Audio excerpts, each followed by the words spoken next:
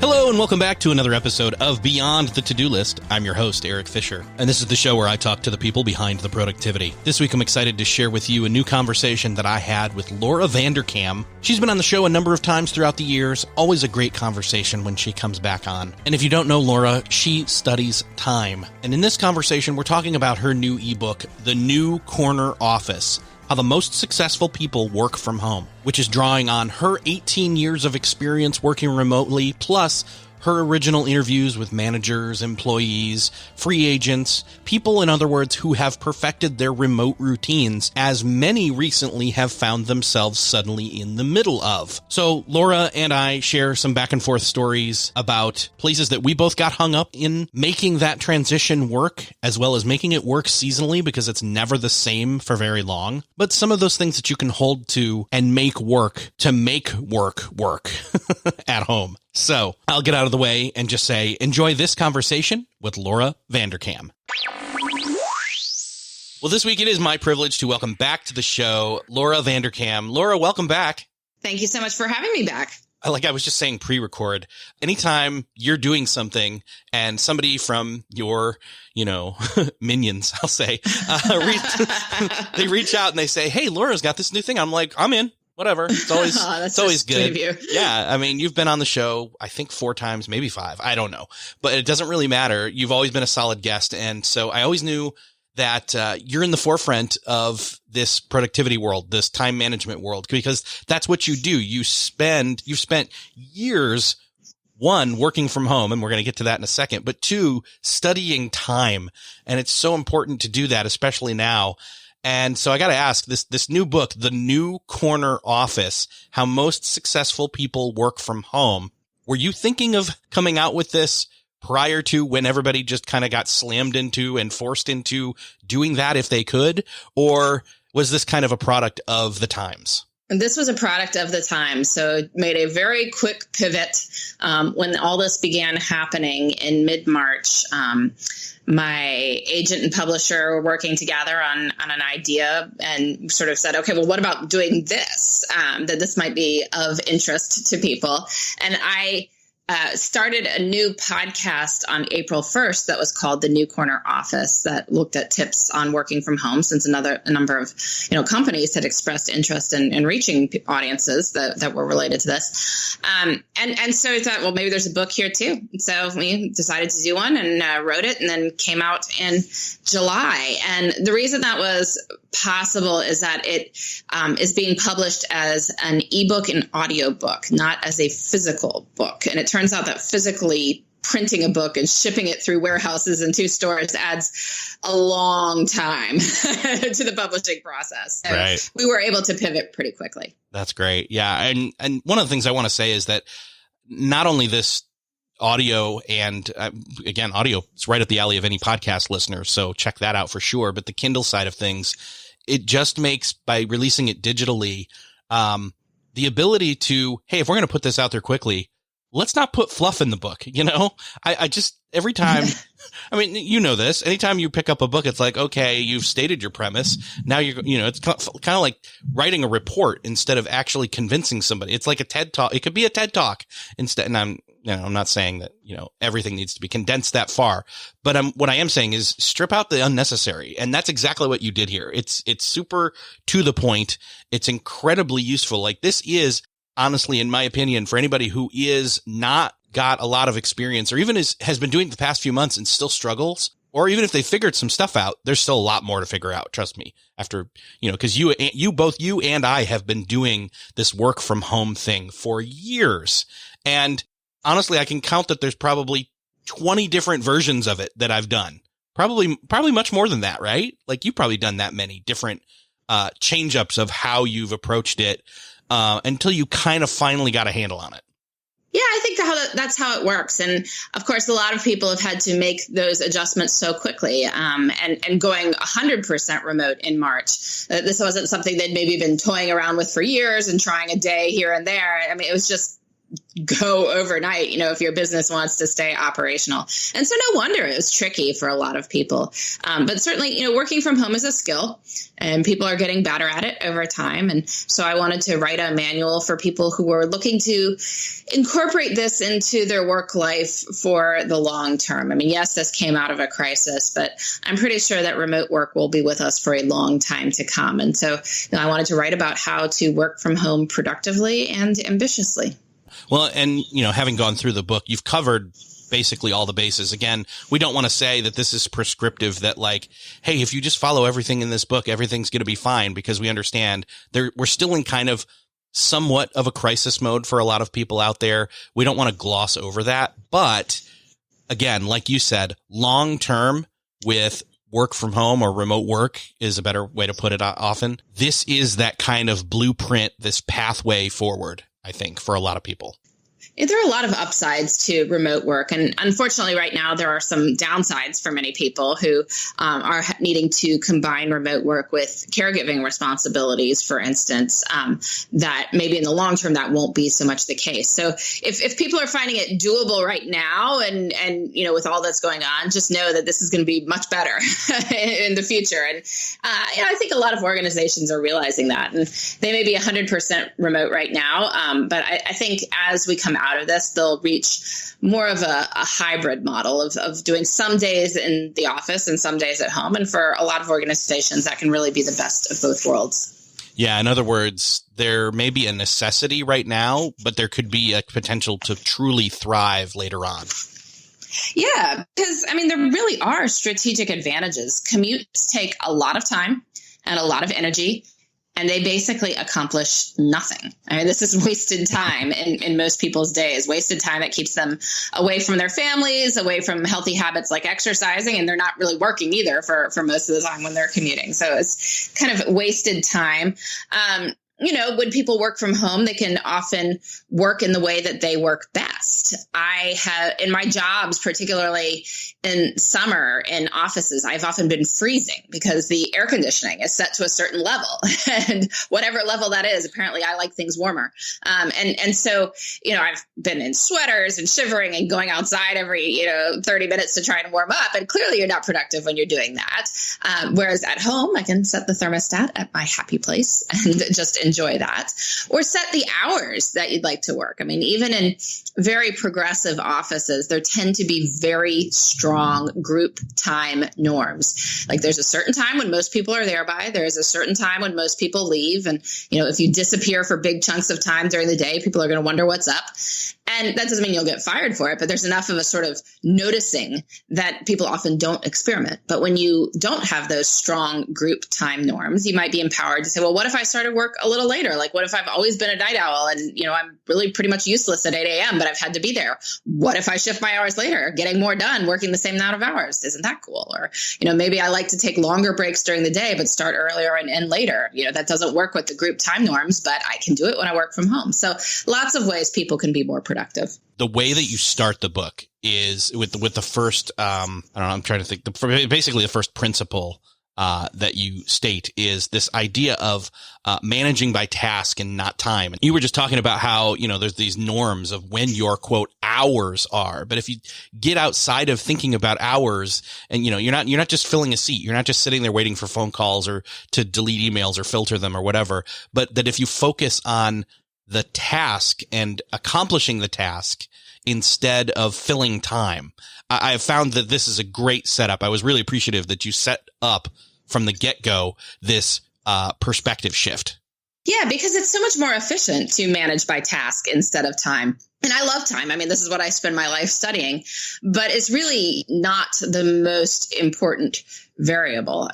We can all see that there are moments when you do something, achieve some huge breakthrough and it can take 2 minutes, that what were the other 8 hours? Who knows? But there's other stuff that obviously does take a certain amount of time. I'm not saying time is useless, but I think it's more when we do escape from these group time norms, it can be helpful to say, well, what does a good day look like?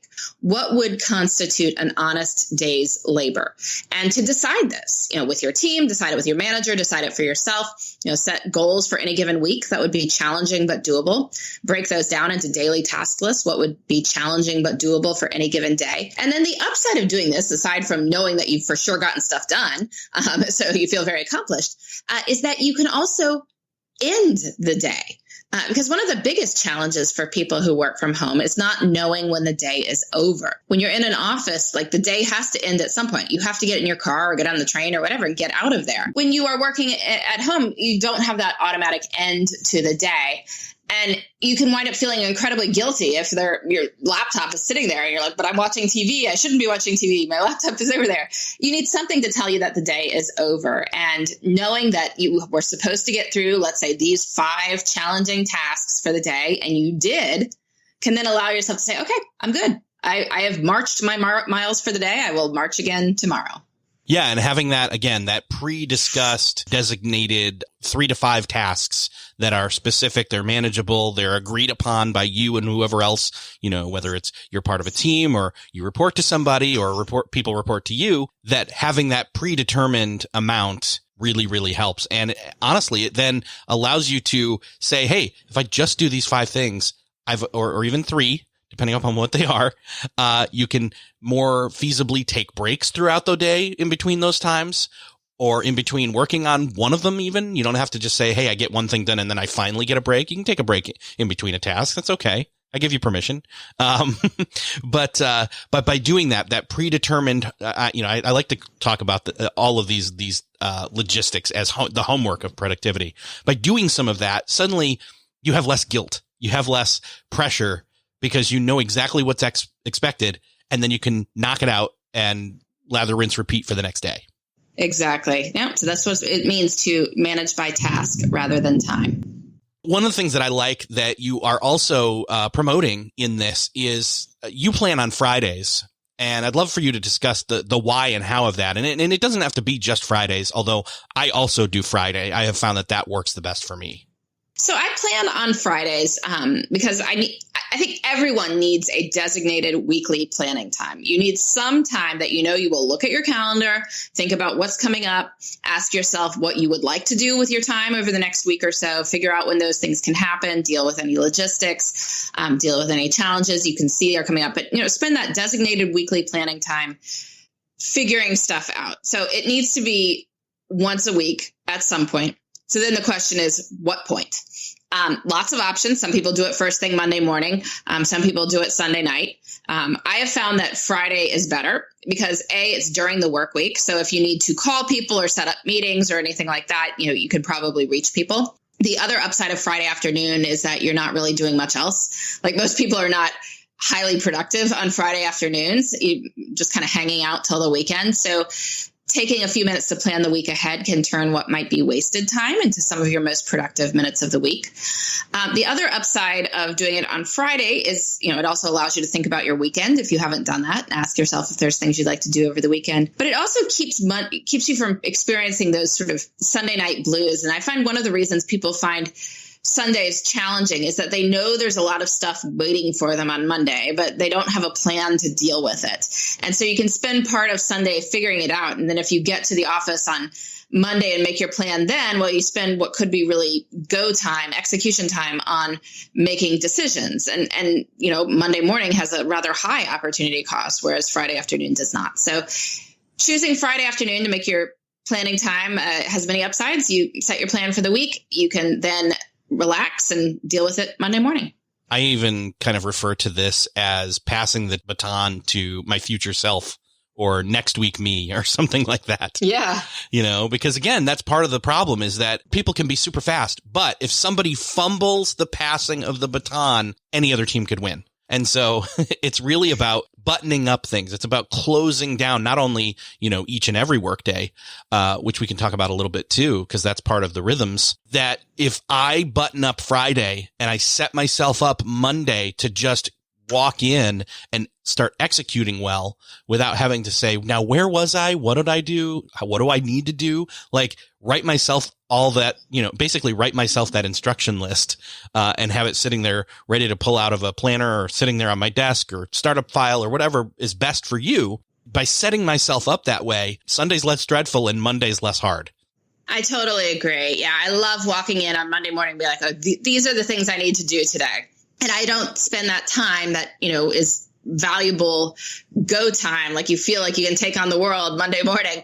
Don't spend it making a decision of what I'm going to do, which means that you don't then get started on your work till Monday afternoon, and Monday afternoon you're kind of already fading for the day. Better to capture that energy. And so doing the planning in the afternoon and then the executing in the morning can help with that. What we're alluding to here a little bit so far is, especially with this planning on Fridays, is basically getting the rhythms right. And I love that you call it that, literally getting the rhythms right, because I think out of all of the things that I've struggled with when I've worked remotely from home now for, it's been like 7 to 8 years now. It's always been that the rhythms get off kilter a bit based on seasons and people. Other people, not me. No, me too. And so that they always kind of need a little bit of a calibration from time to time. Yeah, I find that getting the rhythm right is very challenging for people, and particularly when you work from home and don't have those group time norms that we've been talking about. You are responsible for setting your own rhythms, and that is a brilliant opportunity, but it can also be challenging for many people. And so I have people think about, well, how am I going to start the day? How can I match the most important work to the time when I'm best able to deal with it?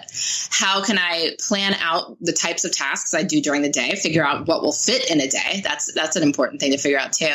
When am I going to take breaks? Because we all do, in fact, need to take breaks. What will those breaks look like, and how can they actually help with my energy levels? And then just as importantly, how do I end for the day? How do I know that the day is over? And I like to think of the medieval monks like chanting through the hours, that these chants through different times of day give the day structure and help people manage their energy through the day. Time isn't just this amorphous thing, which is what a lot of people have been feeling over the past 5 months, that time feels indistinguishable. A day is not distinguishable from each other. Weekends indistinguishable from weekdays.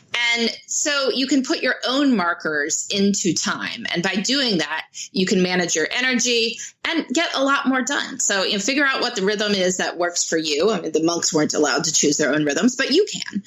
And if you do, you will find yourself much better about how your day-to-day life goes.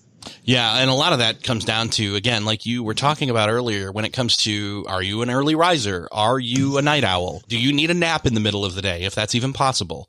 And if it is possible, I highly suggest it. But, that again, yeah, matching the most important work, to the most productive times.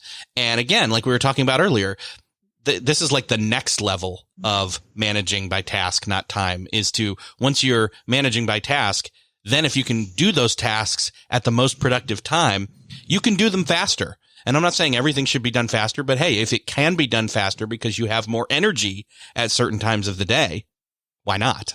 Exactly. No, I mean, it's all about thinking, what is going to require energy and attention and focus, and doing those things when you have energy and attention and focus, and not doing things that don't require that level of discipline. One of the things that always makes me saddest, I know a lot of people are working with compressed work hours these days because, they've got kids at home, maybe they're trading off hours with a partner. And, it's finally your time to work at noon. You sit down in your office and start cleaning out your inbox. It's like, no. Don't do that. Like, the hours that are focused and that you are not going to be disturbed should be oriented toward your top priority tasks. You can delete those newsletters at any point. You can, do that while you're chasing people around the house, but save the time that deserves your best work for your best work. I think one of the other things then is those distractions that come up. One of the things I know that you suggest is having a look up later list. I always have that sitting here as paper, not digital, because again, if I'm focused on a screen And I'm like, oh yeah, let me go open up that other digital thing to go put that, to make that tally mark of, hey, look up article on such and such later, or investigate this later. I'm going to go down rabbit holes in the digital world. But if I just pull a pad open real quick and pull a pen and just write that down and then slide it away again, out of sight, out of mind, almost like meditation. And this is especially important for people who are working from home, because some of those distractions seem very, very productive. I mean, it's like you're working along on something and then you're like, wait, we need meat for dinner. Did that make it out of the freezer? Right? Let me just go quick do that since I'm right here. Like, it's 10 steps to the fridge. The problem with doing that, of course, is that then you'll notice the dishes in the sink, or, the mail that's unsorted sitting under the microwave, and you got to deal with that. And you can wind up with these chunked up bits of time. And there's plenty of distractions in life that we can't do anything about. So it's best to avoid the ones that we can do something about, the ones that are more self-inflicted. So yeah, that's why I suggest the later list. And I'm glad to hear that you have one. It's been a real game changer for me too. Yeah. Not only that, but then, taking breaks. And I know that this isn't maybe necessarily something you, suggest, but I will, which is one, not scheduling everything back to back to back and giving breathing room in your schedule for, especially if you've got compressed hours. But when it comes to taking breaks, you just mentioned, hey, seeing those dishes. Like if I say, hey, later today, I'm going to take 15 minutes as a tangible task, I will go stand there and do those dishes and enjoy that I'm not working at that time, and I'll be standing instead of sitting at my desk, and I'll be doing something with my hands instead of something with a screen. I find that, and plus then it makes everybody else in the house happy and me happy too. So you can actually do, I don't want to suggest doing this all the time, but you can do some chores as a break. You definitely can, as long as you keep it under control, right? Because if you're like, I'm going to clean the whole house as my break, well, then you're just procrastinating. So make sure that that's not what you're doing. It's a small task that you can, finish what you set out to do. The one other thing I would say is, right now, lots of people have whole families working from home, and that's fine. But in the future, if you have, for instance, one party working from home and the other party not working from home, the party who works from home is not automatically responsible for all things, related to cleaning, for instance, like just because that person is there. So, that has to be divvied up separately. It can be helpful, to have somebody who could, for instance, meet a repair person or stick a load of wash in the washing machine. But that shouldn't come as an assumption. Yes, I've had that discussion in my house many times. Over I imagine you have. Yes. And that's partly where my taking doing a quick chore as a break. And again, having it be something that's premeditated, that you've already decided, no, you know what? As I'm starting my workday this morning, I know that later those dishes, there's a small amount of them. They just need to be loaded. I'll go do that, but I'll do that in the middle of a, time where I can get up and walk around. And change of scenery does wonders for breaks as well. Anything that gets you up from your desk, does some, uses a different part of your mind, can really replenish your energy. Yeah. What about ending well? I know that, we've talked about starting your day off right when it comes to the remote work day. We've talked a little bit about Friday, but specifically the whole week, opening and ending the work day as well. This is so important because, and we said, there needs to be some way to let your brain know that the workday is done and that you are allowed to relax. You are allowed to focus on other aspects of your life, even if your workspace is visible from wherever you happen to be. And this is, especially important now as lots of people have, for instance, a workspace in their bedrooms or, by their kitchen table or some other place that you're going to see. Like, it's not shut off. You're going to see it. And so you have to come up with a way to know that you don't need to deal with that right now. So what can be an ending for your day? What will be your fake commute if you are working from home? And there's lots of things it could be. It doesn't have to be contrived. I mean, obviously going for a walk somewhere, if you need to run an errand, that could be helpful too. Walking a dog, you can, call a colleague to say goodbye, or some organizations It's funny, a lot of organizations started doing 9 a.m. check-ins to make sure everyone was there during the pandemic. I saw a lot fewer do 4:45 p.m. goodbye ceremonies. But in my mind, if you are going to have the 9 a.m. check-in, you better have the 4:45 p.m. goodbye ceremony as well. Because otherwise, you're just taking advantage of saying you have to be here on time, but we'll let you drift out toward late hours or whatever. It could be looking at tomorrow's to-do list. It could just simply be shutting down the computer. Sometimes it could be as simple as that, but something to end the day, some ritual to let you know, okay, we fought the good fight. We are, renewing our energy so we can fight the good fight again tomorrow. Basically a psychological, I don't want to say trick, but I'll go with that, that lets you signal to yourself, hey, I'm done for the day. Now transition into what else I'm doing. It kind of lets you leave work at work, if you will. Which is important. It's not even just that, we all want breaks. That you are better able to achieve things at work if you give yourself a break from thinking about it.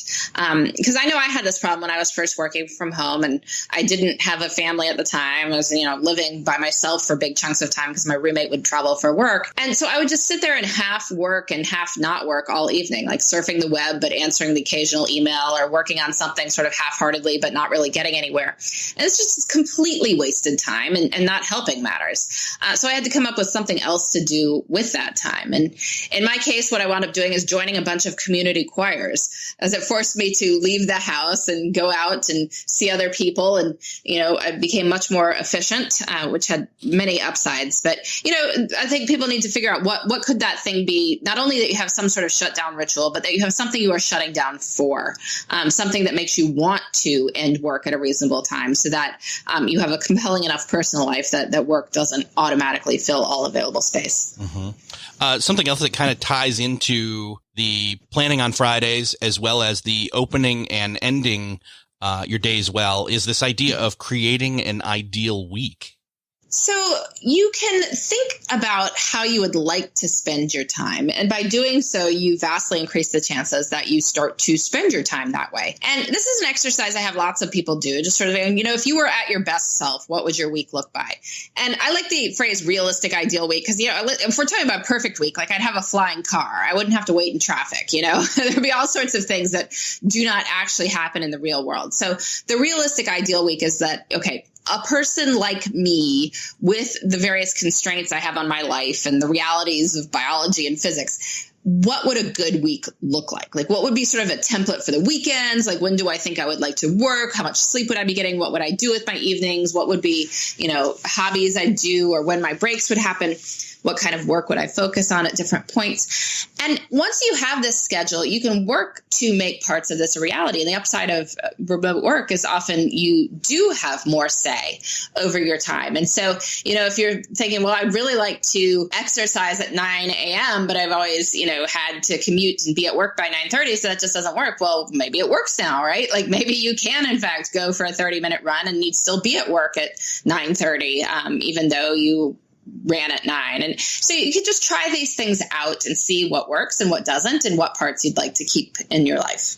One of the things that we haven't really addressed here, but definitely comes into play in my life and in yours is kids and how, yes.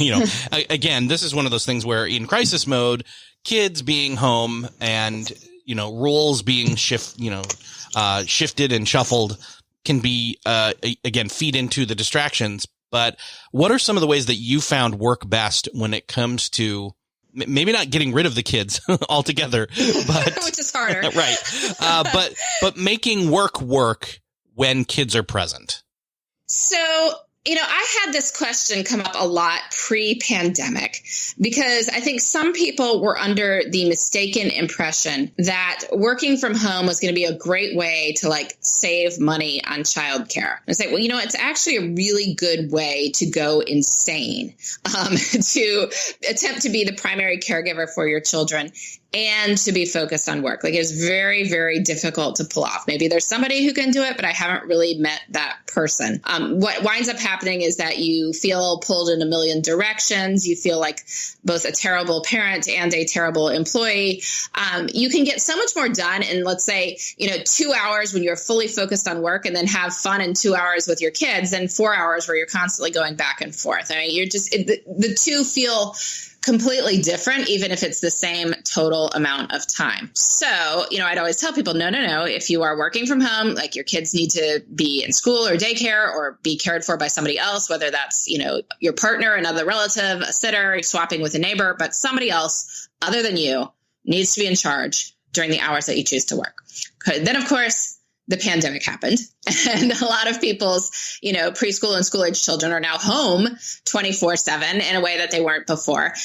And so people have had to figure it out. And I think long term, like, if you are staring down another semester of the kids being home, and you and your partner, or if you don't have one, trying to work, you need to figure out a long-term childcare solution. It might mean hiring somebody to come in for a while, somebody who can, keep to the same sort of social distancing guidelines that you are doing as a family. If there are more than one adult at home, then it's going to wind up being often some sort of swap schedule. I know a lot of couples have really made a science of this, of the exact hours that each party is working, and that the exact hours that each party is then keeping the children out of the other person's home office. And if you do that, you can both work like 30 hours a week and have most of those hours be pretty purely focused, but it has to be very, very disciplined to happen. But you need to figure out something, because it is very, very difficult to, keep answering kid questions or trying to entertain kids with a toy while you're trying to take a phone call. It's a recipe for feeling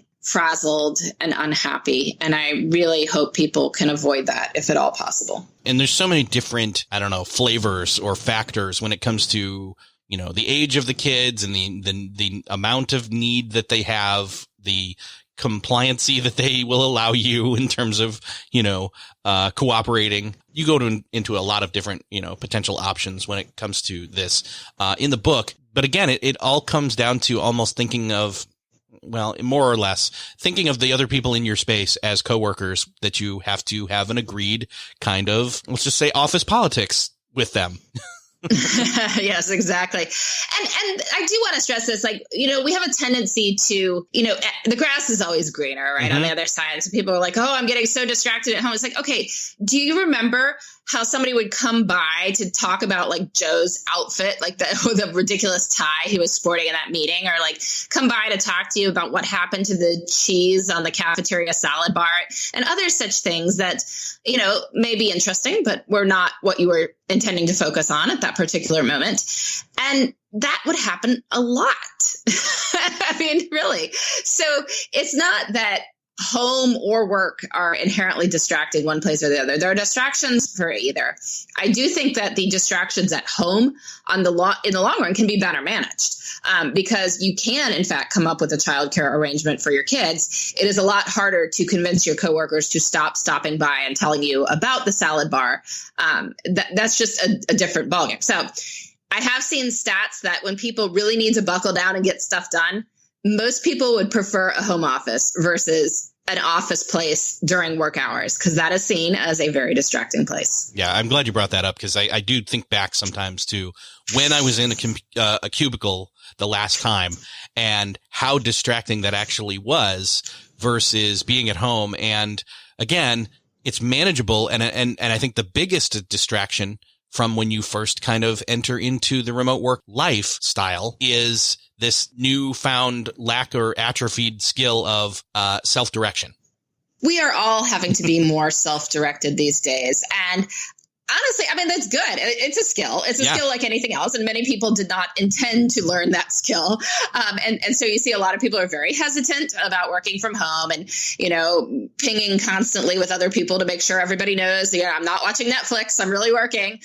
And it's hard. It is hard to set goals, to hold yourself accountable for taking steps toward those goals, for, figuring out alternate solutions if the first one you try doesn't work and your boss isn't sitting right next to you. Like, these are all skills, but we are not children. Like, there are skills you need as an adult. And so I'm glad that people are developing them. I think it will be a real benefit when people do wind up back in the office. I think people will find that management has somewhat changed, and sure, there are some people who are more self-directed than others. And in the past, remote work was really a perk in many cases for people who had proven themselves, precisely because a lot of people assumed that other people would not be self-directed. But, you fight your wars with the army you have. And we've found in the past few months that probably people will still get stuff done. It might be challenging, but they will still get stuff done. So anyone can become more self-directed if they would like to. I also found that other than developing the skill of being self-directed, that optimizing my well-being was the other thing that kind of was lacking and I wasn't necessarily paying attention to. Again, it is and it isn't true, I guess, but it was for me, at least at first, that there was this psychological freedom of I went to my office despite a commute there and back, and I left my work there and I came home, and then my time was now mine. And that was good for my well-being, but there was a lot of other things that then suddenly I was realizing when I stepped into remote work that I wasn't taking care of, and now definitely needed to, or I wasn't going to function at home at all. We all need to take care of ourselves. And the good news is that remote work, and in these cases, working from home, allows us more space to make those healthy choices. There's some evidence that long commutes are negatively correlated with physical activity, which makes total sense if you think about it. Like, when do people exercise? Well, 7 in the morning, 6 at night. When are people doing long commutes? Well, guess what? 7 in the morning, 6 at night. That's when people would have had the time to exercise. And so if they have long commutes, they don't. If you are a wise remote worker, you could choose some of the time that you are saving by not traveling, and get some physical activity. If you don't have to wake up quite as early to get in a car for a long commute, you might be able to get a little bit more sleep.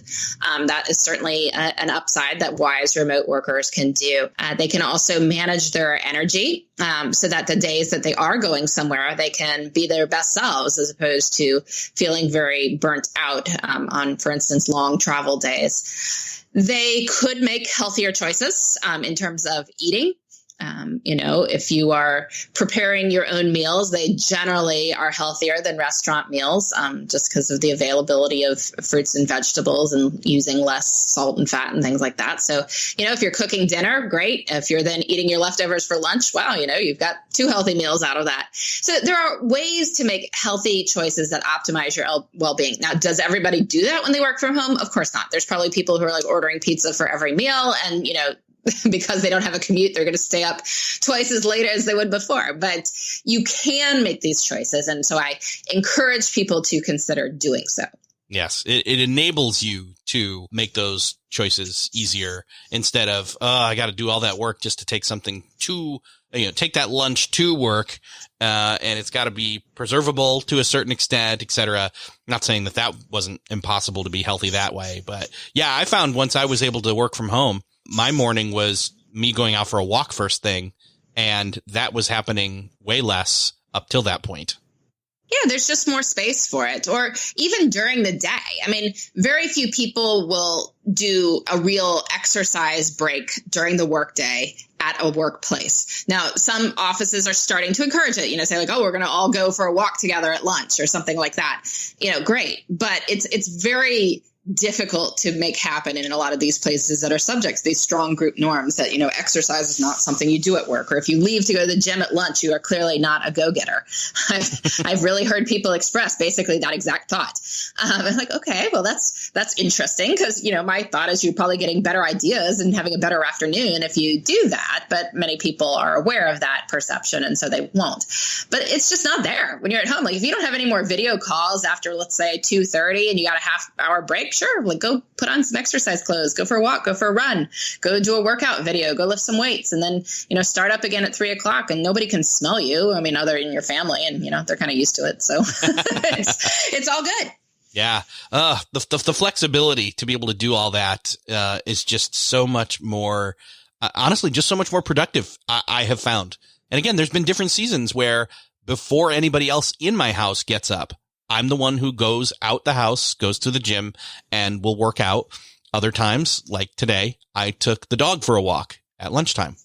And again, it's because I know what day it is. So I can do that. I can be flexible. So, yeah. Yeah. I mean, the flexibility is a major upside. And, we don't have to work from home to have flexibility. There's certainly places that have tried to put some of that into practice. But there's the group norms of seeing each other have their own tyranny. Now, they have their own upsides. Some people find it easier to be accountable for various things when they see other people being productive too.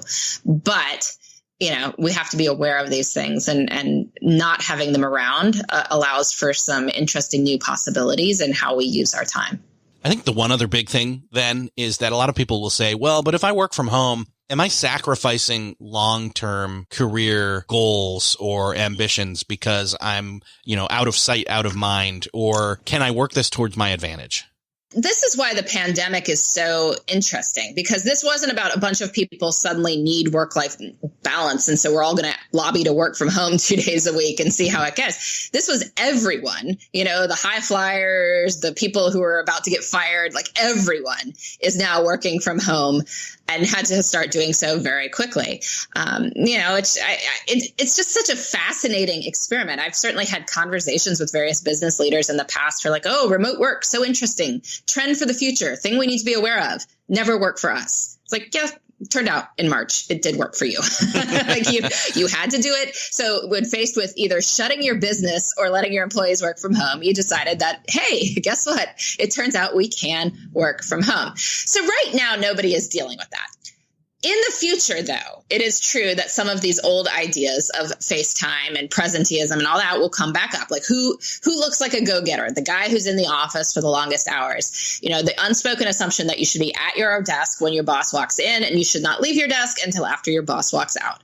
These are all things that are there. There's even, the idea of you need to respond to your boss's emails or messages instantly, that you'll somehow get more points for having done that, regardless of what you are actually responding when you respond immediately. I think, though, that if you handle it wisely, you can keep your career going with your foot on the gas. But you just have to be strategic about it. One, I think this is not going to be an either or situation. I really do think that a lot of people will come to more of a hybrid setup, like work in the office 2 to 3 days per week, work from home 2 to 3 days per week. And if you're doing that, then you are, in fact, showing your face. So it's not like you're never showing your face. And if you concentrate those days in the office on being more social, being more collaborative, really going and visiting everyone's desk who's there, it can go a long way. It's probably better than being there 5 days a week, but not being so strategic about it.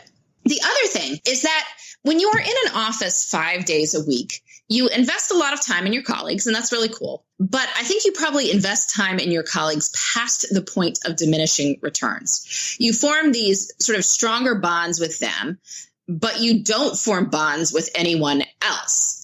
And that's not great for your long-term career development or potential, because no job is eternal, right? Like if your organization goes through mass layoffs, your colleagues are really not that useful to you. The people who are useful to you are people who work elsewhere, right? Who can help bring you into other organizations or who know you through different parts of life. So if you do work from home and escape those group time norms that, oh, we all eat lunch together, we have coffee with colleagues, you can go have coffee with someone else, right? Go have lunch with someone else. Take, end your workday an hour early and have a long, leisurely FaceTime chat with somebody who is not your immediate colleague, right? And by doing so, consciously choosing to do that, you can expand your network well beyond the people who you work with most closely. And that can light a major fire under your career. Again, do all remote workers do that? Of course not. I mean, there's plenty of people who just sit in their offices and don't reach out to anyone. But you do have the opportunity to do it in a way that's a little harder when you're in a cubicle. Yeah, man. Yeah, I keep thinking about, what does it look like for people to go back to an office, at least to a small extent. And it's really just about, hey, there is a good thing about meeting people in person and seeing them, but let's lean in on those good things that the positives of those. And then let's cut out the negatives of feeling like we have to sit somewhere and be babysat. So, yeah, I mean, being in a chair for 8 hours when, 6 of those hours you were basically emailing and calling people in other places is just such a waste. Like, why not concentrate those 2 hours each day that you were social and collaborative on 2 days per week and then get rid of the commute on the other days? It just makes so much more efficient sense. Well, there's so much more in the book that, believe it or not, we've not even talked about in this conversation, but people can go pick that up, again, on Kindle or on audiobook. And it's a quick read or a quick listen. Even if you don't ramp up the speed, but, do you ramp up the speed? Some people will. But it's definitely worth listening to, definitely worth grabbing either and or both copies.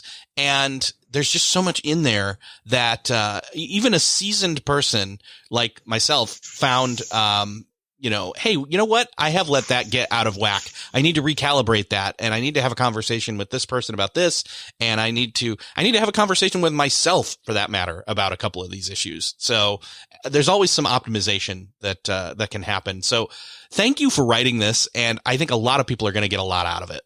Oh, thank you so much. I really appreciate that.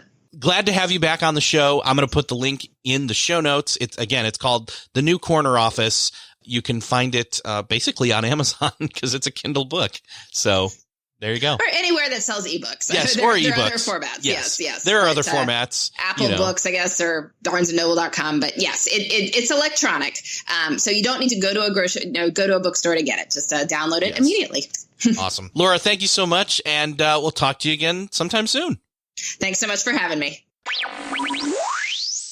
Well, that's another podcast crossed off your podcast listening to-do list. I hope that you enjoyed this conversation with Laura Vanderkam. It's always excellent to talk about time with her. And I hope that you really take a strong consideration for grabbing the book because, like I said, I have been remotely working since 2013/2014, off and on before 2014, but 2014 through to 2020, even before everybody else started to. And this book really does condense the information down into a really easy to manage and consume and implement, and you really ought to consider grabbing it. So I've linked it up in the show notes. You can find those at beyondthetodolist.com. Also, if you found this episode helpful, would you do me the favor of sharing it with somebody? Think of that one person who you know is also working from home and could use this information, this listening in on this conversation, and share it with them. You can do it from those show notes or by hitting the share button in your podcast player app of choice. Do it now before you finish listening. Thank you so much for sharing. Thanks for listening, and I'll see you next episode.